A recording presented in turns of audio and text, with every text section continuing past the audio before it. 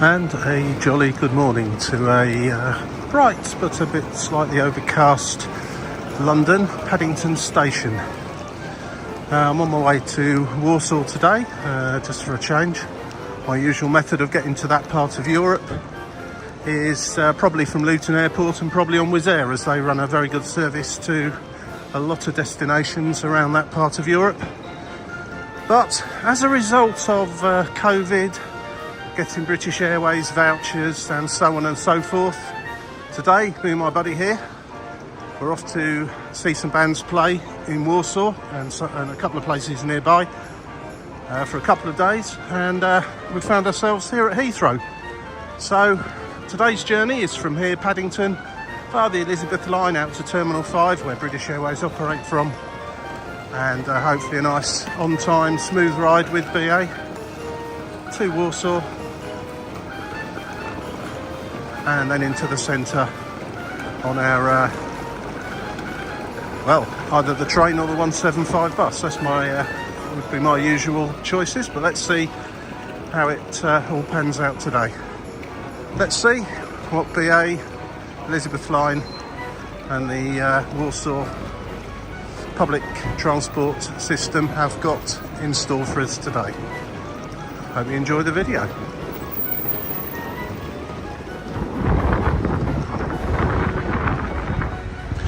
So you've got a choice for Heathrow from here, either Heathrow Express, which is about 25 quid one way if you buy it at the ticket barrier, so to speak. You can get it cheaper if you book it in advance. Or the Elizabeth line, which is about half that price, but Elizabeth line does take a little bit longer. But I'm in no hurry today. Elizabeth line takes 35 minutes from here, and the Heathrow Express about 20. So it depends on how much of a hurry you are.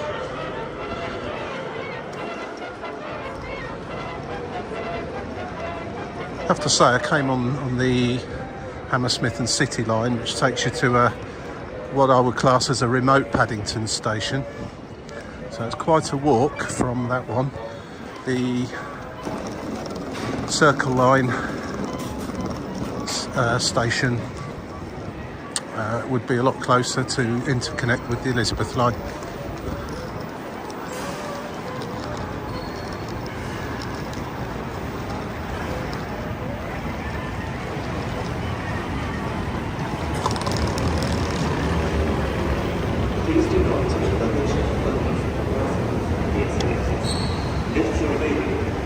To double check which terminal you're departing from at Heathrow. I'm Terminal 5, and that looks to be the next train actually.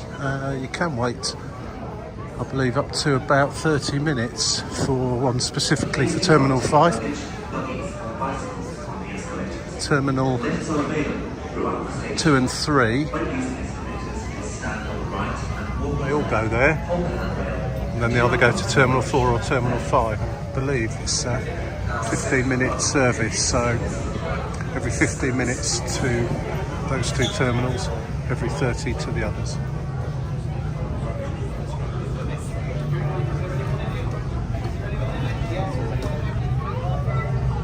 Right, unless I'm... Yes, there we go, they're correcting it now. It was saying the next train was Heathrow Terminal 5, when in fact it's a Maidenhead service, so there we go, they've now corrected it up there. Hopefully everyone that wanted Heathrow Terminal 5 has heard the announcement, because they only did that at the very last second.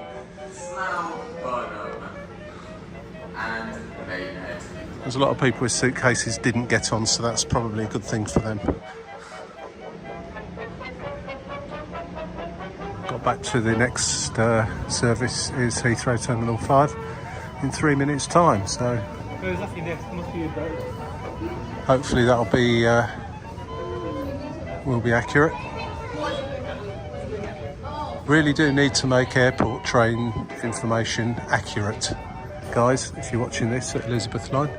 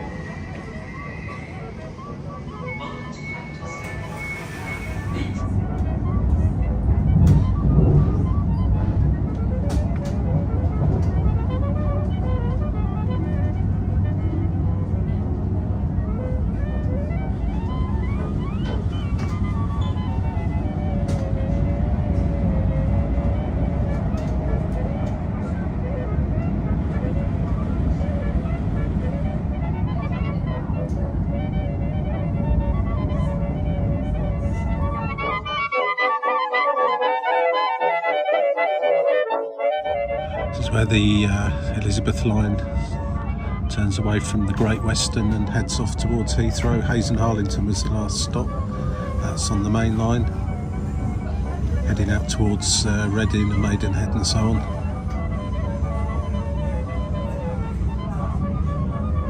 On the way in now, next stop will be Terminals 2 and 3, followed by Terminal 5.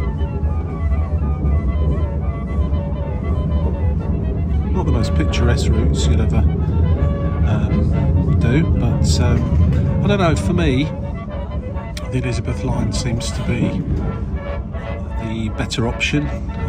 It's at a lower price, let's say, than Heathrow Express. It's pitched between London Underground, the Piccadilly line, and Heathrow Express. It's somewhere in between on the costs. I'd say it's the best option. The Piccadilly line can get horrendously busy, very crowded.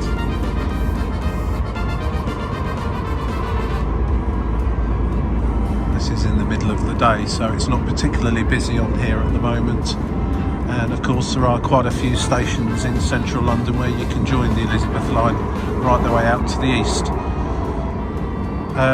The downside, of course, with Heathrow Express is the only place you can get on it is at Heathrow or at Paddington. So you invariably will have to jump onto another service to get to where you want to go, unless you happen to be going to Paddington. So for me, I think it's a good all-rounder. Interconnects at Farringdon with the Thameslink services and quite a few other useful places. So again, nice ride to Heathrow on here. Not very busy today, which is also a bonus. We don't expect it to be always like this. It does get very busy, especially first thing in the morning for the morning rush of flights out of London Heathrow. So we're there soon, and we're going to have a look and see how Heathrow's handling things today. Yeah, not too bad at all. It took around about 30 minutes, I guess, to Terminal 5. And middle of the day, fairly quiet, so nice. Yep, let's go and see what BAF going to get up to today.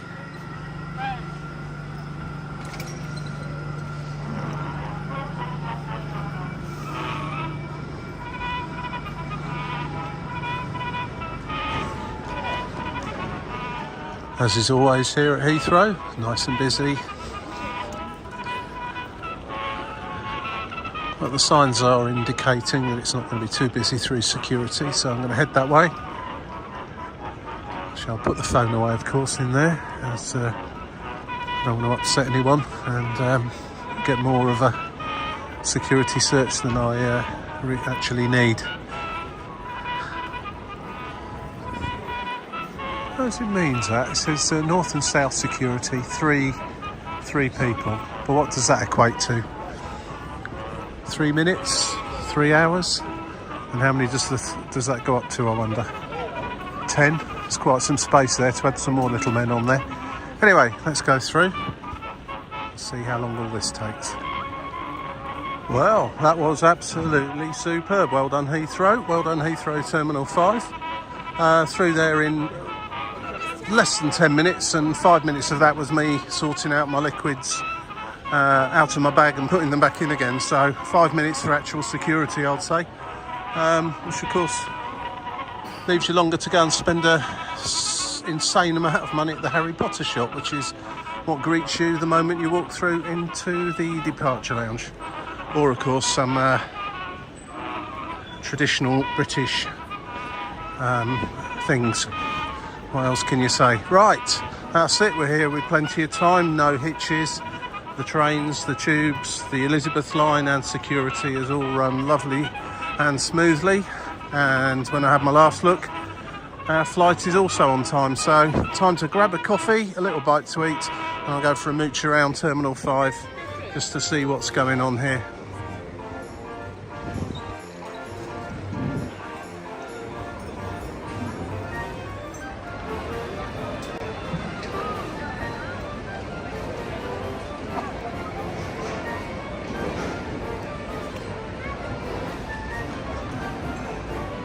Thing interesting I noticed as I've made my way, having a little mooch around the airport. This has got to be the first airport I've been to where you don't get automatically sent through the duty-free shop after security. I mean, when you came out of security there, you're at a higher level upstairs from where I am now.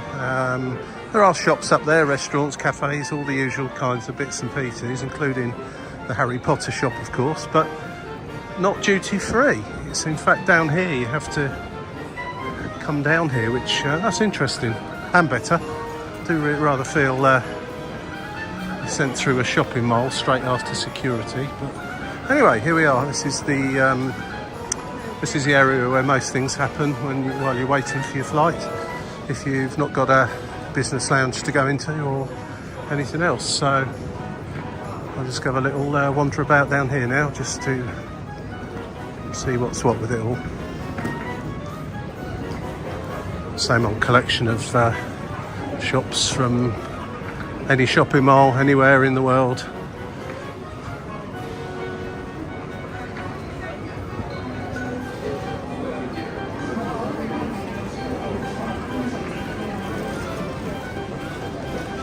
Above and beyond the usual array of high-end shops and duty-free offerings, of course, we've got the good old W.H. Smith's that will sell its usual stuff, including meal deals, which if you're going on a short-haul flight that probably includes nothing much in the way of catering on board, you might want to just go in there and grab yourself a sandwich and a snack and a drink to take with you on board. That's what I tend to do at the airports for short-haul flights, so I'm not going to be fed on board, which will be the case today. Last time I went on British Airways European, I think I was given a drink and maybe a biscuit, but that was about it. So that was out to London City on City Fly, so it might be different on their main arm out of Heathrow, but we shall see. But I'm armed with a sandwich, a snack and a drink anyway, so I'm ready to go. There's boots as well, which is always quite useful, and a Wetherspoons. One can only assume that Wetherspoons prices in here are not quite the same as they would be on the average high street in Britain, but you never know. You never know. I'm not really got no idea about beer prices, to be fair, so I couldn't really say just looking at the signs here, but all in all, the prices don't look too bad. How that compares to your home Wetherspoons, where you come from, I really don't know, but it's certainly doing a roaring trade here today.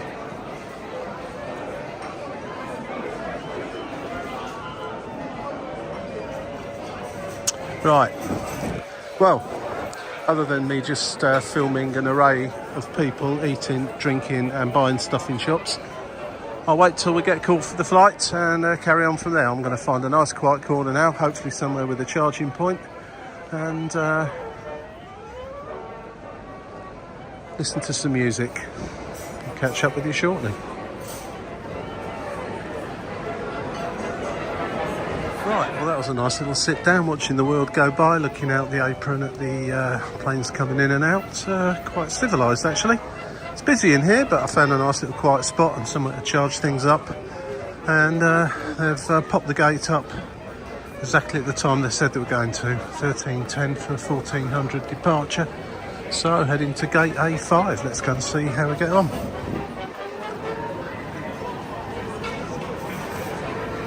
Back past Wetherspoons by the looks of it.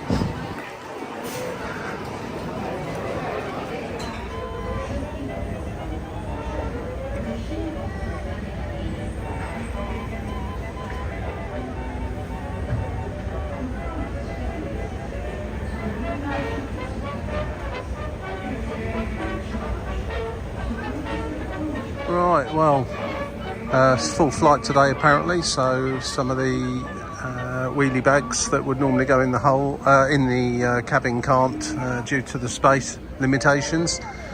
I was selected, as soon as I'm on the cheaper tickets and have very low priority with British Airways, to have my bag tagged, so I'll have to wait for that now in Warsaw. But that's not a big deal, not in any great hurry today. And just enjoying the day out here at Heathrow. Very nice. Just boarded or gone through my Just waiting now because I was called through and we're going to board now. And as a result, I'm going to be first on the plane and I'm not even in business class.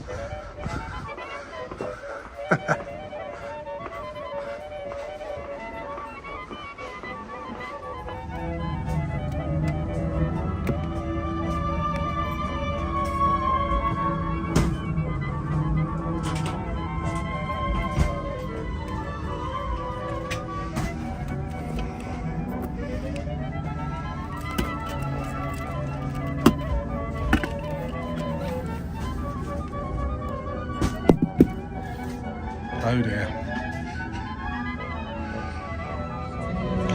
More room than was there. Probably less actually.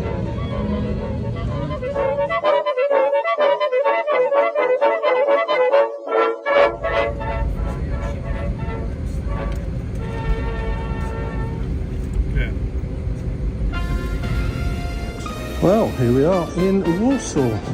Got a terminal stand here, which is something you don't normally get with Wizz Air. As for seating, I did opt for the cheaper option. I was sat right at the back, seat B, never brilliant, but and legroom wasn't great either. I'd say it's pretty much on the par with Wizz Air, for example. What can I say? Nice ride, nice crew, very friendly, the usual British Airways fare really. Thank you to them. And right, let's get through immigration. I also got my wheelie bag taken off me at the gate because there were so many people on. I've got to go and wait for that now at the carousel, which will possibly delay things slightly, depending on how quickly it gets through immigration. But yeah, not too bad all in all. And look forward to the return flight in a few days' time. Anyway, gonna complete formalities here, get the bus ticket, head on into town and grab something to eat as soon as possible.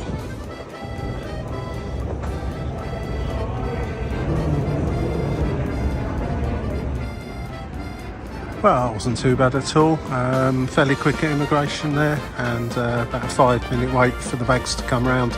So all in all, pretty good. Just waiting for the 175 bus to take me into the centre of Warsaw now. Should take about half an hour or so with a 10-minute walk to accommodation. So with it, should be where I need to be within the hour, hopefully with the kettle on. So yeah, that's not been a bad journey. I'll finish that off just before I get to the accommodation. And put on anything that is of interest along the way. But it's a bus from an airport, so generally speaking, quite a few people, and that's it. The only thing you really need to remember is to get off at the right place.